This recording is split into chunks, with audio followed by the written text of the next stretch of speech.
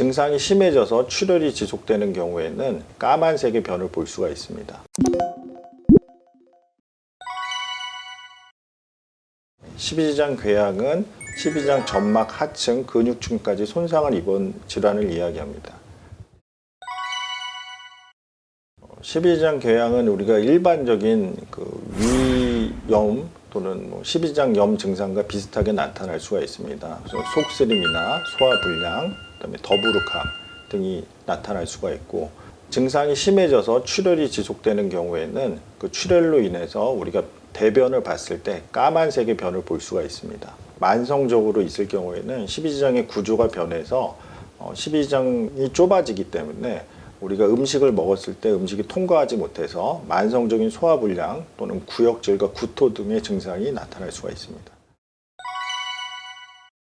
십이지장 궤양의 원인은 가장 흔한 것이 헬리코박터균, 그리고 우리가 흔히들 먹는 약재 중에서도 항생제와 진통제, 또 음주와 흡연 등이 원인이 될 수가 있고, 가장 흔한 원인은 헬리코박터균이 원인으로 꼽히고 있습니다. 흡연자에 있어서는 더욱더 그 발생 가능성을 높이고, 또한 출혈로 인한 합병증, 심각한 경우에는 천공까지도 할 수 있는 그 가능성이 더욱더 높다고 알려져 있습니다.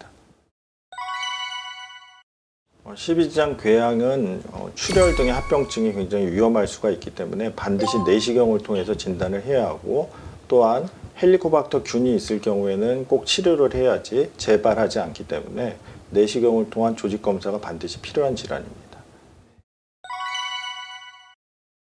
십이지장 궤양의 치료는 위산 분비를 억제하는 약제를 복용하고, 그 다음에 점막을 보호할 수 있는 점막 보호제를 투여할 수가 있습니다. 또한 십이지장 궤양의 흔한 원인, 그리고 재발의 가장 중요한 원인인 헬리코박터균이 있을 경우에 헬리코박터균을 치료하는 것이 중요합니다. 이렇게 치료를 해도 재발을 하는 경우에는 십이지장의 형태가 변해서 합병증이 발생할 수가 있습니다.